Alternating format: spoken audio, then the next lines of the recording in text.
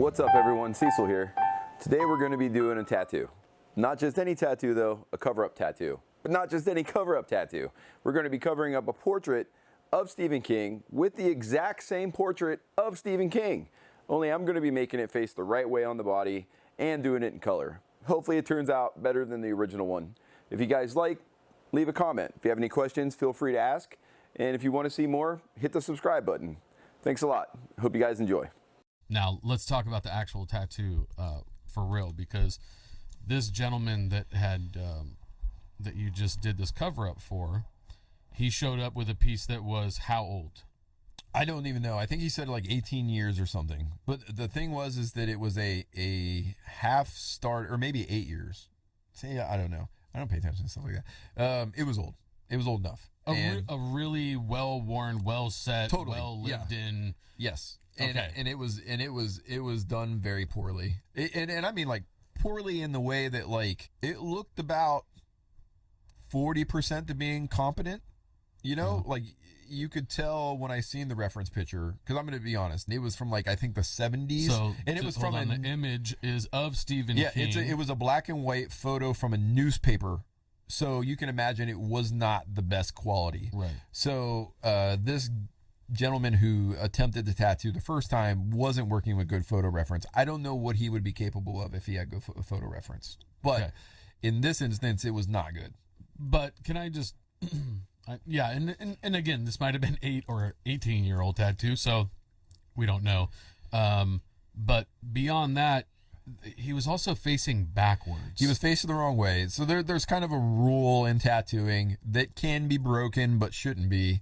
But specifically with that style of image. Well, no, I mean, because like, let's say you're doing a portrait of somebody who has a very distinct mark on their face and it's on their left side, like maybe a scar or a disfigurement. You can't flop that person to facing the other way because now that scar is on the wrong side, right? So in that instance, it is okay to do it facing the wrong way, but you try to work as many things around it to make it not seem so off. But you typically want the image to face the same way you face. Okay, let me rephrase what I said.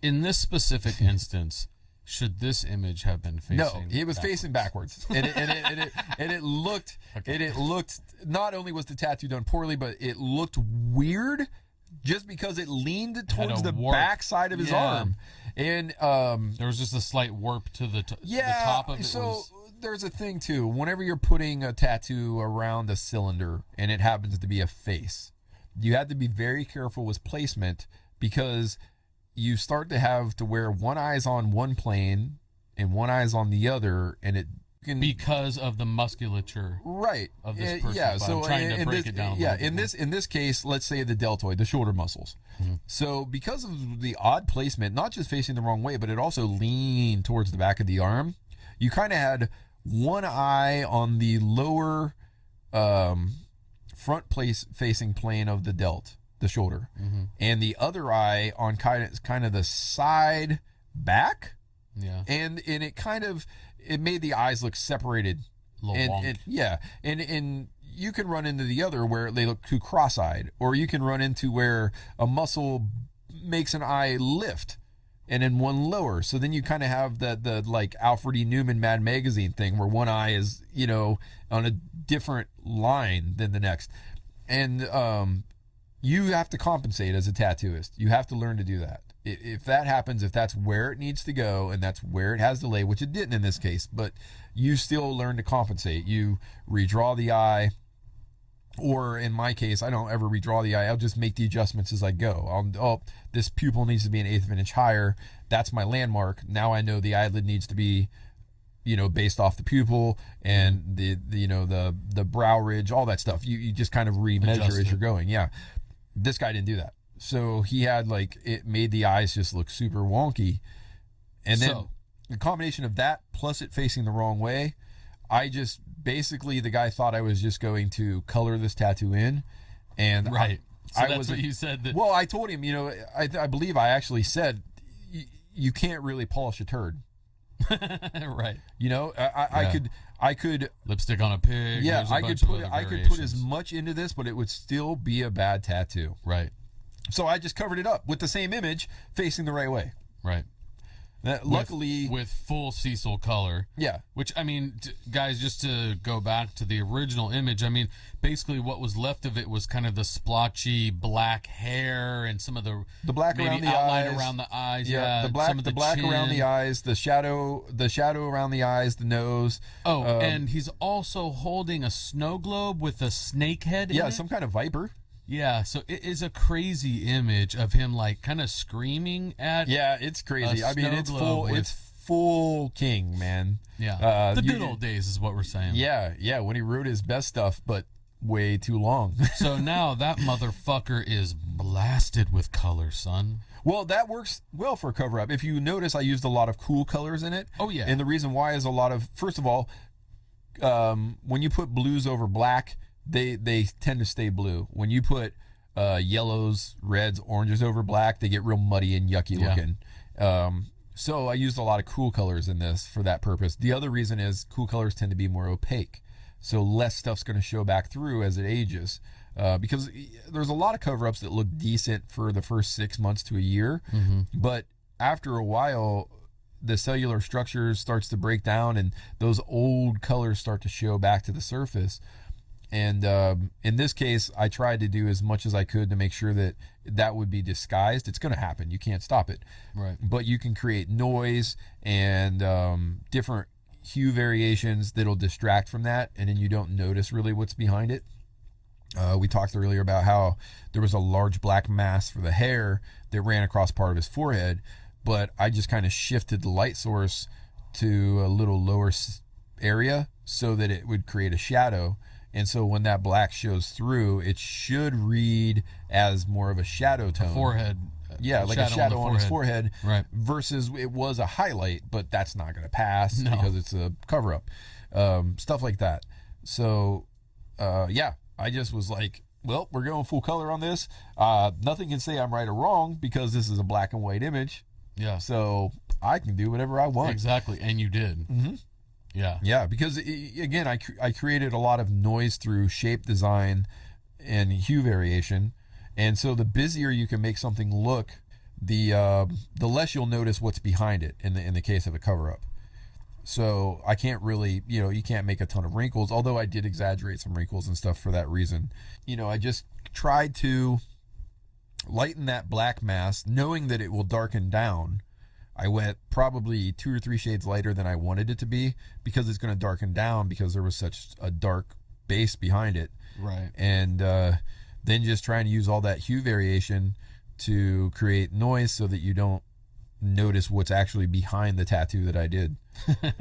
And then if you look at the source material, the black and white, the globe doesn't have all that detail, but I had to create reflections and the colors so you can get well, that. there wasn't even like the whites and stuff. I had to do that because you can butt a dark up against the highlight to make a highlight pop. Yeah. Well, I put the highlight on the other side of a cover up so that I could butt darks up against it and cover the cover up. So stuff like that.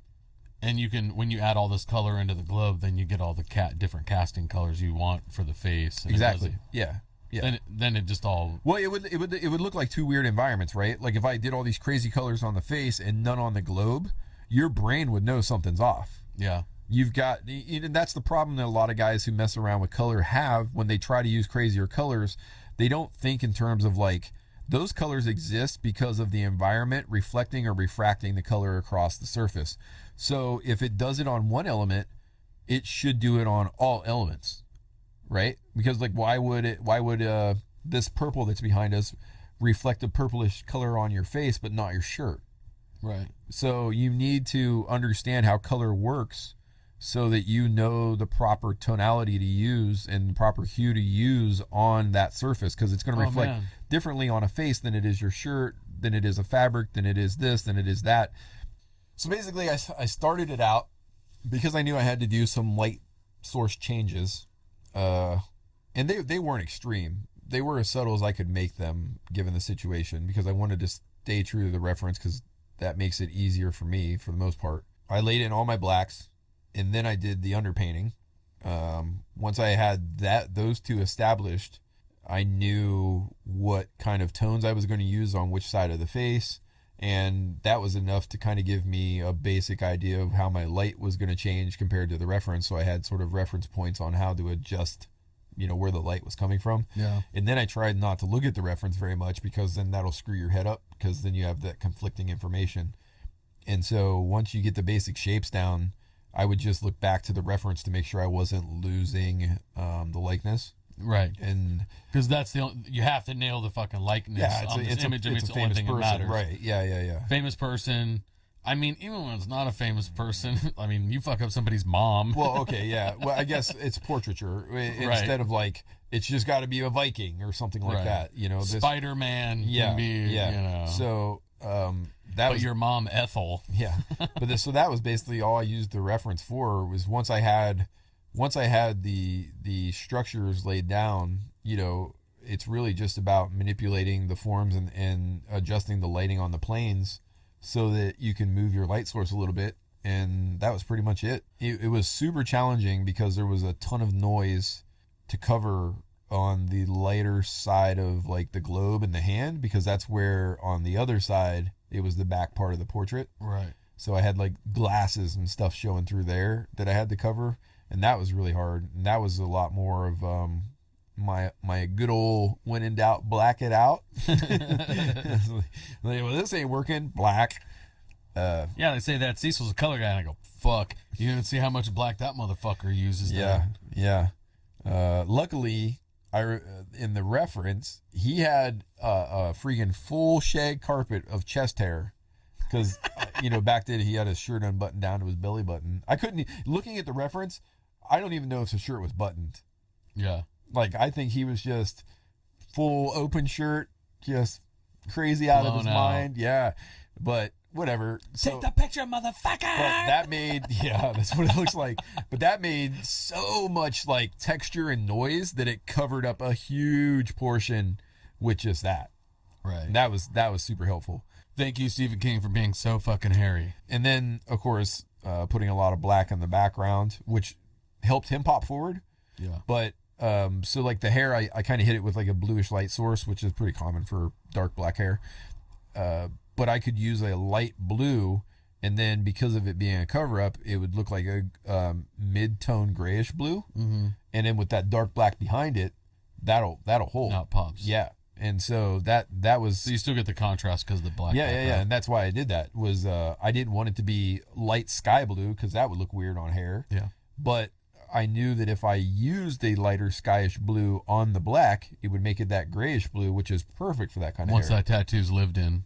Yeah, even in the photo, it looks a little bit darker than what I put in there intentionally, and then having that black behind it. So that was a good excuse to use that solid black on that side of the face as the background, and then kind of fade it out into the crazy colors. Yeah. And it worked well. Plus, having obviously that black will cover anything, so there was a lot of noise over there that I was able to just be like, just get rid of that bullshit. Out of here. Out of here. Fuck you, and then we're gonna add some purples, bitch. Yep. The hardest part was the snake, because in the reference you can barely see it. It's just... So what did you end up doing to get the image? I just made up a snake. Just drew some. I mean, I'm not really familiar with the anatomy, but I feel like there was enough information in the reference, plus like just, understanding how a jaw moves and stuff like that. Again, crazy cover up. You gotta do what you gotta do. But the difference between... So this dude's mind must have been fucking blown in the original tattoo, not the reference. In the original tattoo, the hands, they really the hands are so deformed looking. They looked mangled. They did not look like... The shapes are just wrong though too. I mean that's what I mean. They look broken. They don't even look like real hands. Looks like pretty... Yeah. Oh, and like it makes the one finger look super short because he didn't understand that one of the darker areas was actually where the plane of the knuckle was, because you can't tell in the reference. But if you know how to draw a finger, that's where a knuckle goes. So that indicates... So you would have added that detail, right? But he didn't. Yeah, and so it looks like the finger is bent in mine, where in his it just looked like a super short finger. Right. It's kind of like a triangle. It's like chopped off. What we're going to put up is the side-by-side image of the before on the left here, and then the after piece on the right. So everybody can see what Cecil's lamenting about these hands. Yeah. So now that you guys are seeing it side by side, down in the comments, if you have any questions about some of the process stuff, and so you do answer some questions in the comments. We do pull some questions from the comments too and talk about them on here. If you leave a comment and you leave a question, we're saying your name. Yes. So if you send an email to reallysketchedout@gmail.com, you're good. We don't include names on there. But if you're putting it in a comment section somewhere, I'm gonna say public forum. Yep, I'm gonna say at so and so wanted me to ask this. Smooth Boobies 79. Yes. If you want to be anonymous, you have to email. And it's really sketched out at gmail.com. Oh yeah. Yeah. So keep sending the questions in there.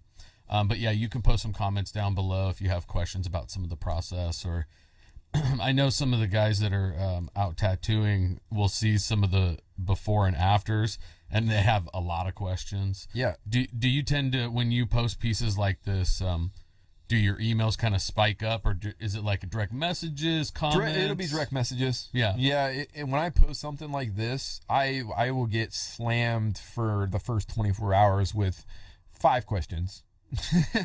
Yeah. I mean, it'll be 50 questions. Right. But it'll be the same 5 questions. Yeah, everybody asks the same thing. It's almost, you could almost cut and paste because everybody wants to know the same things. Right. The most common one I get is why don't you do cover-ups right after I post the cover-up? But we do say in our facts list that I don't do cover-ups. Right. And that's really because what a lot of people don't understand is if you're doing a traditional piece or a new school piece or a Japanese piece, whatever, you can really just blast over stuff with black and it'll still read. A traditional snake's going to read as a traditional snake. When you blast over the cover-up area with a lot of dark black, right? It's still going to be a traditional snake and you can still make it look really good. Right. I can't do that with the realistic piece. If I take a realistic snake and cover half of it in black, that no longer looks realistic. Right. So in a lot of cases, it's not that I don't want to do cover-up. Look, I love to take somebody's crappy tattoo that they hate and have been miserable about and make it good and give them some joy with a piece. In the right circumstances. Yes, though. but I'm not and gonna... it's totally at your discretion. Yes, because I know what's going to work and what's not. If Stephen King was really pushing the limit because I remember talking to you about it. And you were really concerned about the hair and the positioning and saying, man, it wasn't but until... you wanted to take it on because you thought, fuck it, I think I can fucking... Yeah, it wasn't until I had him in the studio where I could see it, because, seeing a photo of it is one thing.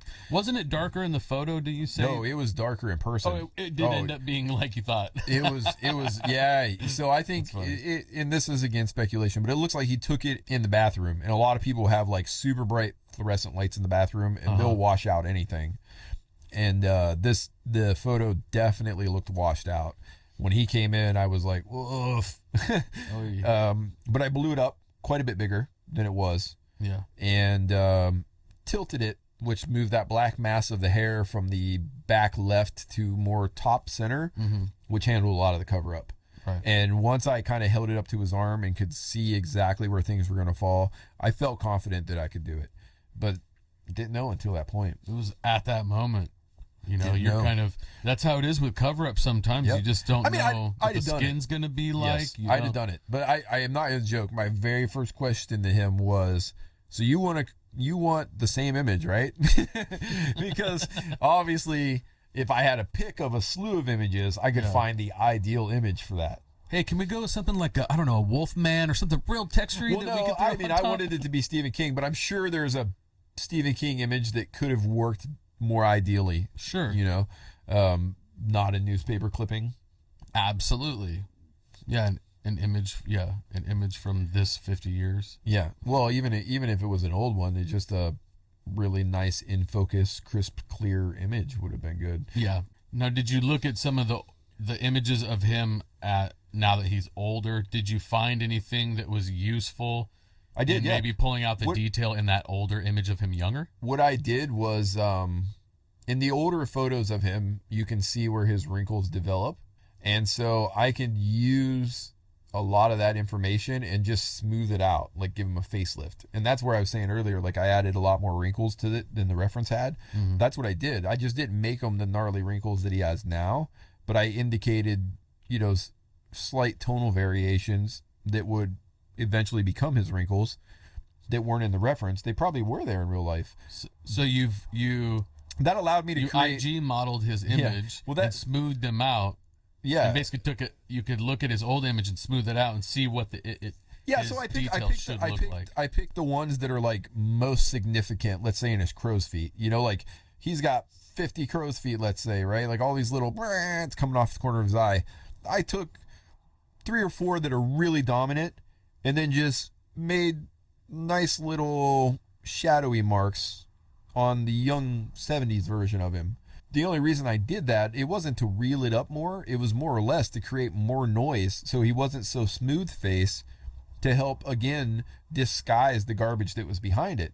You know, the more stuff you can have up front screaming for attention, the less you're going to pay. You're competing for the eye's attention. Yeah. And a lot of times a successful cover-up doesn't necessarily cover it up. It just disguises what was there. Moves focus. Yeah, so that so that people who don't know what was there before, because if you know what was there, you're always going to be able to pick it out. Some areas, you always are. And most tattooists can look at a tattoo and go, oh, that's a good cover up. Yeah. You know, and I always make the comment of like, if somebody says it's a good cover up, it's not.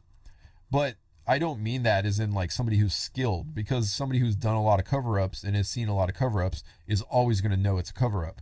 But if you walked up to your boss in the office and showed it to him, he shouldn't be able to look at it and be like, oh, what's that underneath there? Exactly. Yeah.